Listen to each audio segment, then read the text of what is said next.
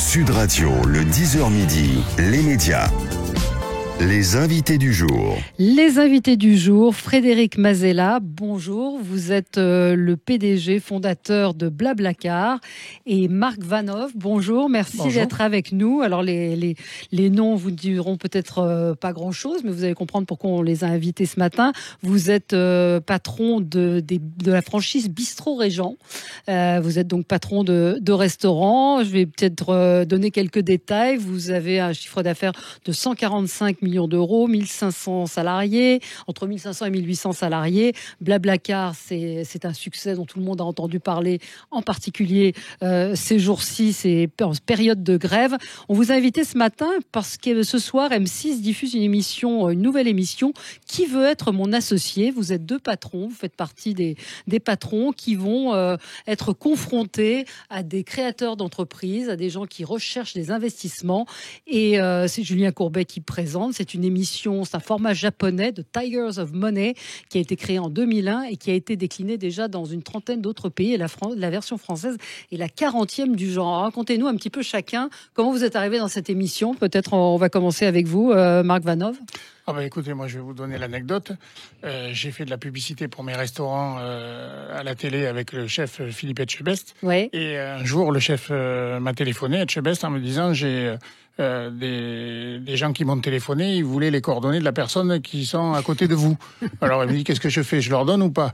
J'ai dit, écoute, oui, donne-leur. Et donc, c'était Sony Production qui produit l'émission. Et donc, il m'a contacté. Ils se sont déplacés, c'était le vendredi. Le lundi, ils sont arrivés sur Bordeaux. On a fait une réunion, entre guillemets, pour me connaître un peu plus. Et ils ont opté pour ma présence dans l'émission. Votre candidature et parce que le principe, c'est d'avoir, il y a 1, 2, 3, 4, 5, 6... investisseurs qui vont être face à on est plus des patrons et des chefs d'entreprise avant d'être des investisseurs. On est plus là pour donner des conseils quand même que pour donner de l'argent. Mais vous êtes là aussi pour donner de l'argent, tout à fait. Il y a un projet qui vous séduit. Oui, mais c'est d'abord le projet et on va dire l'intérêt du projet avant le contexte financier. Frédéric Mazella, qu'est-ce qui vous a séduit et comment vous êtes arrivé sur ce projet? Moi, je suis très impliqué dans toutes les créations d'entreprises, de tout l'écosystème que ce soit de la tech, mais au-delà aussi. Et d'ailleurs, moi, je nous vois plus comme des entrepreneurs que comme des patrons. C'est-à-dire qu'on a créé nos structures, oui. On est parti de zéro. C'est quand même assez important, d'ailleurs, dans tout l'état d'esprit de l'émission. Alors, pas tous, c'est le cas de Marc Vanhoff, c'est votre cas à vous, mais il y a une pour la des plupart, personnes... Marc Simoncini, c'est pareil, Catherine Barba, c'est pareil. Delphine André, non. Eric Ledger, c'est pareil. 5 sur 6, on va dire quand même. C'est des gens qui sont tous partis de zéro. Faut quand même bien l'avoir en tête. C'est-à-dire que moi, je nous vois beaucoup plus comme des entrepreneurs que comme des patrons, d'ailleurs. C'est-à-dire comme des gens qui créent des choses nouvelles, qui aiment la nouveauté, qui aiment construire. On aime bien empiler des cubes pour construire quelque chose de nouveau. Et évidemment, en étant impliqué de cette manière-là, on est très proche de tous les nouveaux projets et c'est ce qui se passe dans cette émission-là. On a plein d'entrepreneurs qui viennent présenter leurs idées et on a envie de les accompagner. Après, c'est un petit peu notre dada à nous d'être toujours près des entrepreneurs et des projets nouveaux. Et donc là, on a une manière de le concrétiser, d'apporter notre expérience, d'apporter des conseils et de voir des projets naître qui ont, pour la plupart d'ailleurs, un focus assez éco-responsable ou sociétal. C'est surtout ça qui nous fait vibrer.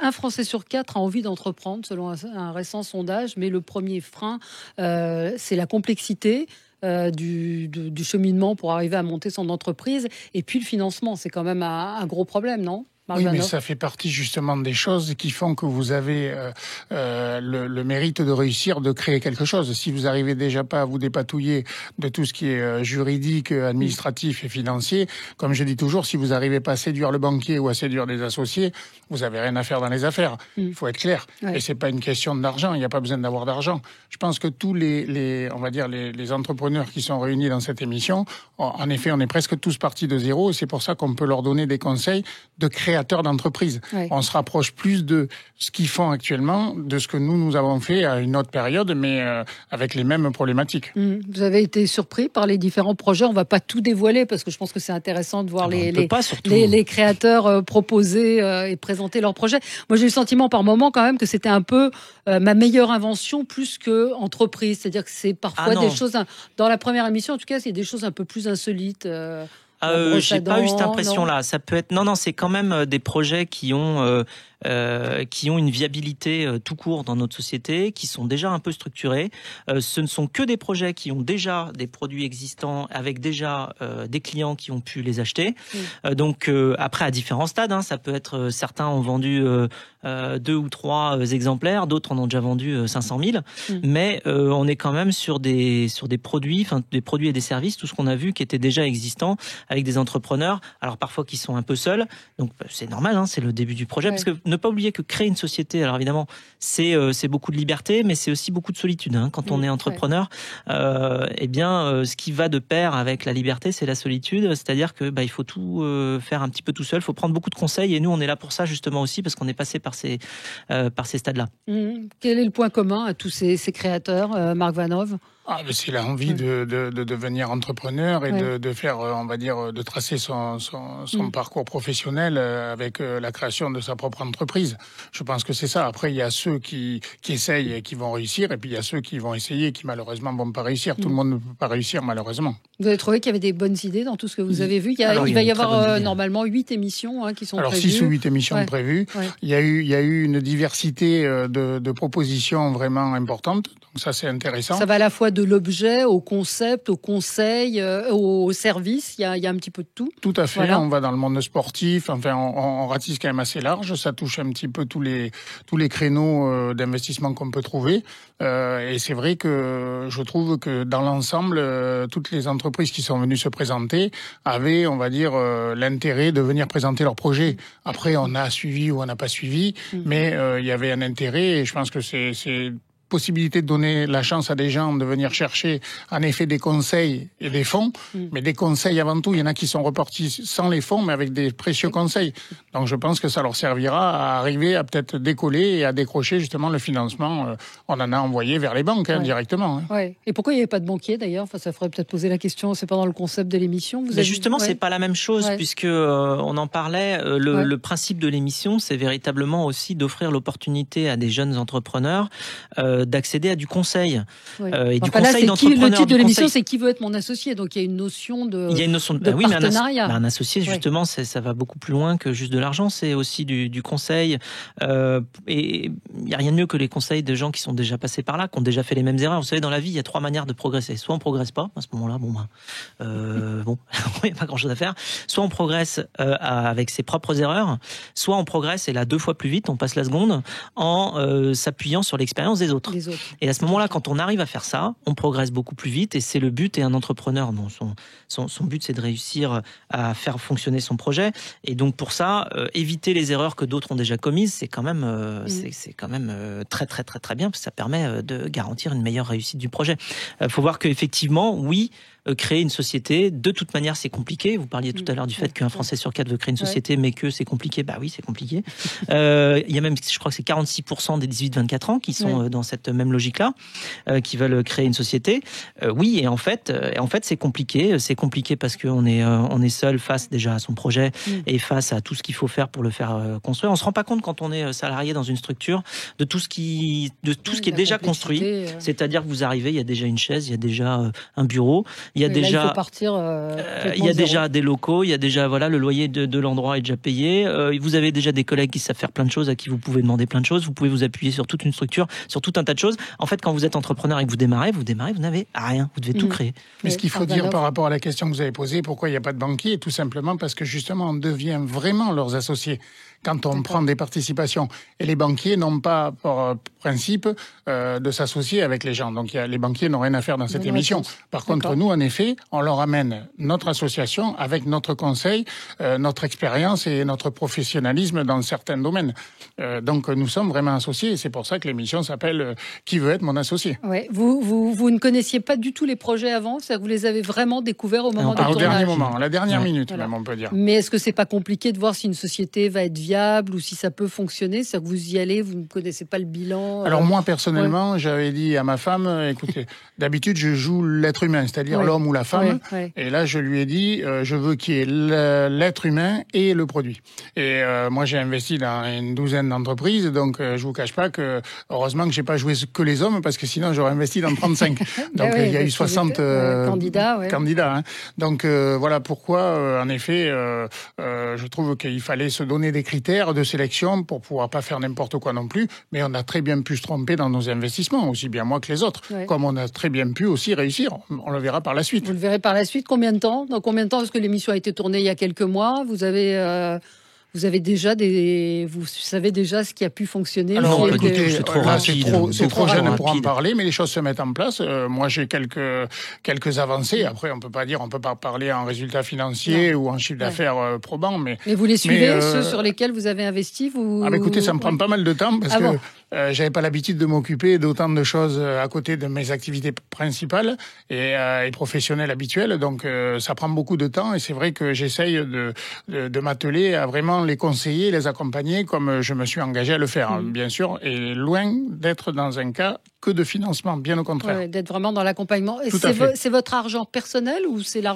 les sociétés qui ont investi, vos différentes sociétés ? Alors, c'est de l'argent personnel et de société, ça dépend par rapport aux entreprises dans lesquelles j'ai investi. Moi, c'est un mix, c'est plutôt une société, dont le but, alors principalement, est d'accompagner des projets qui vont avoir un but éco-responsable ou sociétal important, parce que c'est un petit peu le stade auquel j'en suis forcément. Ça faisait partie de vos critères à vous. Ça faisait partie de vos critères. Ça fait partie de mes critères, mais ça fait aussi partie. Exactement. Ça fait aussi partie des critères qui m'ont donné toute l'énergie pour créer Blablacar. C'est-à-dire que Blablacar aujourd'hui, ça permet l'économie de 1 600 000 tonnes de CO2 chaque année, ce qui est plus que l'intégralité des émissions de CO2 liées au trafic routier d'une ville comme Paris. Donc c'est quand même pas rien. Et pourquoi ? Tout simplement parce qu'on met plusieurs personnes par voiture. Et que c'est mieux que de mettre une personne par voiture. Comment vous avez eu cette idée, là, si on revient à des choses plus basiques, c'est-à-dire comment un matin, on se dit, voilà, c'est la bonne idée, ou un soir, voilà, c'est la bonne idée, c'est ce que je veux faire, parce que vous êtes tous les deux dans deux secteurs complètement différents. Moi, ça m'est venu juste par un besoin très personnel. Je suis vendéen, je devais rentrer en Vendée depuis Paris au moment des fêtes de Noël, et puis tous les trains étaient complets. Et finalement, c'est ma petite sœur qui, à l'époque, habitait à Rouen, et qui a fait un crochet par Paris, qui est passé me chercher à Paris, et qui m'a emmené en Vendée. Et sur l'autoroute A10, en fait, on voit les TGV, on voit les trains passer. J'ai vu les trains passer complets.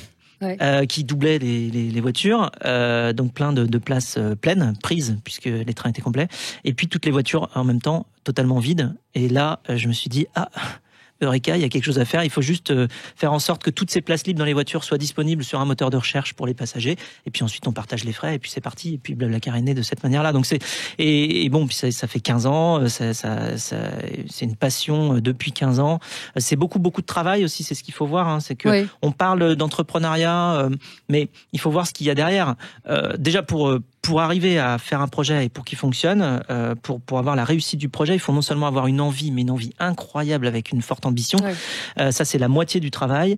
Et l'autre moitié, c'est véritablement le travail. Donc, réussir, c'est 50% l'envie et 50% y travailler, mais vraiment très, très fort et très, très dur. Et y croire.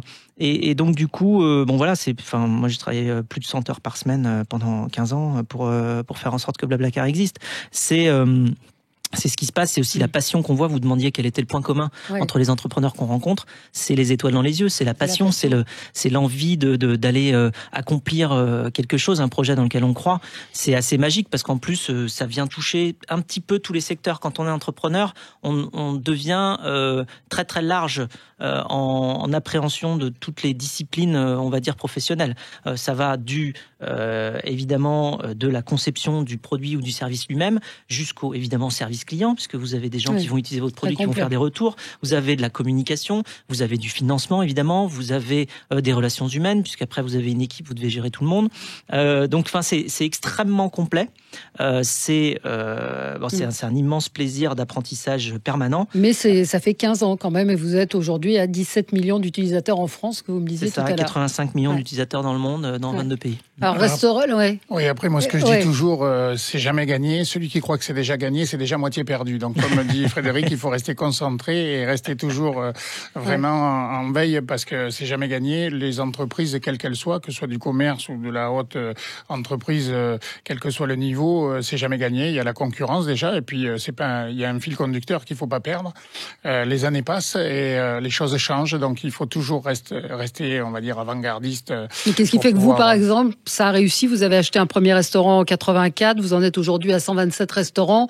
Tout le monde a pas Justement, j'ai suivi le fil conducteur de la restauration et si vous voulez, il y a 30 ou 40 ans, on mangeait une soupe, une entrée, un poisson, une volaille, un fromage, un dessert. Enfin, aujourd'hui, 80% des gens mangent un plat et un dessert ou pas. Il reste les 20%, heureusement. Mais donc, je me suis engouffré dans cette brèche où, en effet, on n'a pas d'entrée dans nos restaurants. C'est directement le plat et après, vous prenez ou pas un dessert. Donc, si vous voulez, c'est ça le fil conducteur qu'il faut suivre et l'évolution du marché. Et je pense qu'on a trouvé notre public parce que on est au prix de la pizza et qu'en effet, on touche toutes les bourses. On a aussi bien des notaires, des chômeurs, des étudiants que des retraités qui viennent manger dans nos restaurants. Et vous êtes un self-made man, vous n'avez pas fait d'école de commerce. Moi, j'ai arrêté l'école en 5e et je suis rentré en apprentissage de cuisinier et j'ai toujours, le soir quand je me couchais, je rêvais que j'aurais des restaurants avec des panneaux publicitaires. Alors pourquoi, je sais pas. Mais en fait, ce qui est sûr, c'est que j'ai mis mon rêve à exécution et j'ai acheté mon premier restaurant à l'âge de 20 ans. Après, c'est le parcours du combattant parce qu'il faut arriver à, évidemment, trouver la rentabilité, le modèle économique, à travailler, on va dire, son produit pour arriver à mettre en place un système très simple, de façon à ce que quand on le duplique à grande échelle, on puisse encore le maîtriser. Parce que quand c'est compliqué au début, avec du volume, ça devient une usine à gaz. Je parle pour la restauration, mais c'est des fois valable dans d'autres activités. Donc, tout simplement, j'ai fait quelque chose de très simple. Et d'ailleurs, je vais dire une petite chose qui va peut-être vous toucher, mais c'est un petit peu comme un expert. C'est quelqu'un qui sait de plus en plus de choses sur de moins en moins de choses. Et comme nous, on fait vraiment pas grand-chose, on est devenu un peu expert dans notre domaine. On est la première chaîne de restauration à remonter à contre-courant de toutes les autres chaînes avec 100% de produits frais. Et c'est d'ailleurs pour ça que le chef Philippe Etchebest recommande notre chaîne, parce que on est les seuls à faire ça, parce qu'on fait pas grand-chose, tout simplement. Ambition de Bernard Tapie, ça vous dit quelque chose? Vous n'êtes pas de la même génération. Vous vous souvenez de cette émission ou pas? Parce que moi, c'est quelqu'un qui a toujours. C'était un petit peu l'idée de ce qu'il faisait, lui. C'était d'aider, d'accompagner des jeunes. Mais moi, on m'a toujours dit à chaque fois, parce que j'ai racheté de grosses entreprises avant de créer cette chaîne, et à chaque fois que je rachetais, en faisant les prévisionnels, je leur expliquais comment j'allais faire. Ils me disaient, mais si c'était si simple, les autres l'auraient fait. Je leur dis, mais non, ils l'ont pas fait et je vais le faire. Et Tapie, c'était un petit peu pareil. C'est vrai. Alors on n'a pas trop raconté les différents candidats, mais à la fin de l'émission, il y a une candidate formidable qui a créé une entreprise pour des vêtements, qui conçoit des vêtements adaptés pour les handicapés. C'est difficile de dire non à quelqu'un qui a un projet comme celui-là. Alors moi je vais être honnête avec vous, c'est vrai que quand je l'ai vu se présenter, j'avais plus l'impression d'avoir une association devant moi qu'une entreprise, on va dire, en tant que telle. Bon, après, en effet, elle a débattu son dossier en nous expliquant bien qu'elle était une entreprise. C'est vrai que c'est touchant et que ça vous donne plus envie de suivre, bien sûr, que si c'est une entreprise lambda normale. Mais bon, c'est vrai que moi, c'est dans ce sens-là que j'avais un peu analysé quand elle est arrivée sur le plateau et qu'elle a commencé à expliquer, on va dire, le produit qu'elle avait à proposer. Sentiment, business, ça fait pas forcément bon ménage non plus, si? Si, mais c'est plutôt la notion qu'effectivement il existe plusieurs manières de réaliser un projet et parfois un projet c'est une société, parfois un projet c'est une association, parfois c'est une autre forme. En fait, il faut bien comprendre que c'est une manière de réaliser quelque chose, un service ou un produit ou un rêve, que de construire une société et parfois même de lever de l'argent, mais c'est pas toujours la solution. Il y a plein de sociétés qui marchent très très bien, qui grandissent très très bien, qui n'ont pas besoin d'aller chercher d'argent. À l'inverse, il y a plein de sociétés qui lèvent de l'argent et qui ne marchent pas. Donc bon, il y a un petit peu de tout, c'est ça qui est un petit peu magique. Et donc c'est justement à l'entrepreneur de bien cibler quel est le mode qu'il veut adopter pour son projet qui lui donnera les plus grandes chances de réussite. On a d'ailleurs eu des entreprises qui se sont présentées, des entrepreneurs. On leur a dit, mais vous n'avez pas besoin d'argent. On leur a donné quelques conseils, mais c'est vrai. On en a eu, on n'a pas eu beaucoup, mais on en a eu quelques-uns. On a dit, mais vous n'avez pas besoin d'argent. Continuez comme ça. Faites-y donner les quelques différents conseils qu'on vous a donnés et vous aurez pas besoin de nous. Oui, il y en a d'autres à qui on a aussi dit, vous avez besoin de beaucoup plus d'argent que ce qu'on serait capable de vous donner. Ça, c'est vrai aussi.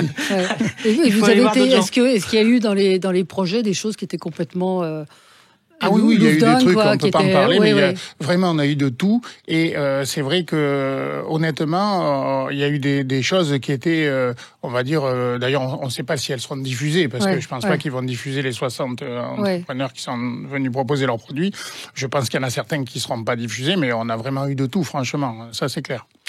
Merci Marc Vanhoove, merci Frédéric Mazella d'être venu ce matin sur Sud Radio. Donc ce soir, qui veut être mon associé? Ça cartonne partout dans le monde, donc il n'y a pas de raison que ça marche pas en France sur M6 à 21h. 05, absolument. Vous êtes précis. 21h05 sur M6. Qui veut être mon associé? C'est Julien Courbet qui présente. Il y a Marc Simoncini qui est à vos côtés. Et puis d'autres. Il y a Catherine Barba qui est une business angel. Éric Larchevêque qui est un entrepreneur français. Et Delphine André qui est également la fondatrice, la petite fille du fondateur du groupe de transport et logistique GCA. Donc des profils très variés et très différents. Donc des conseils très entrepreneurs. En quoi il faut entreprendre aujourd'hui? C'est quoi l'avenir? Écoutez, je pense que dans toutes les activités, vous avez la règle des 80-20. Il y en a 20% qui réussissent, qui font leur trou, et 80% qui ont plus ou moins de difficultés. Je crois que toutes ces activités ont des leaders. Donc, on ne peut pas vous donner des secteurs particuliers. Après, tout le monde sait qu'il y a des choses nouvelles avec la technologie nouvelle qui arrive. Mais bon, moi, je pense que dans toutes les activités, on peut faire son trou et on peut sortir, on va dire, des sentiers battus habituels pour faire une réussite de son entreprise, bien sûr. Moi, je pense que pour avoir la fougue, l'énergie, la patience et la quantité de travail nécessaire qu'il faut pour faire un projet, il faut tout d'abord que ce soit un sujet qui nous passionne personnellement, parce que ça dure des années, parce que c'est une quantité de travail absolument colossale, et que si on n'a pas c'est ce qu'il faut revenir, c'est avoir la niaque, l'envie. On n'y arrivera pas, en fait, tout simplement. Et pour passer toutes les épreuves, toutes les montagnes qu'il y a sur la route, il faut vraiment avoir le projet chevillé au corps et vouloir vraiment qu'il réussisse. Merci à tous les deux. On vous retrouve donc ce soir, 21h05 sur M6. Qui veut être mon associé? Merci à vous.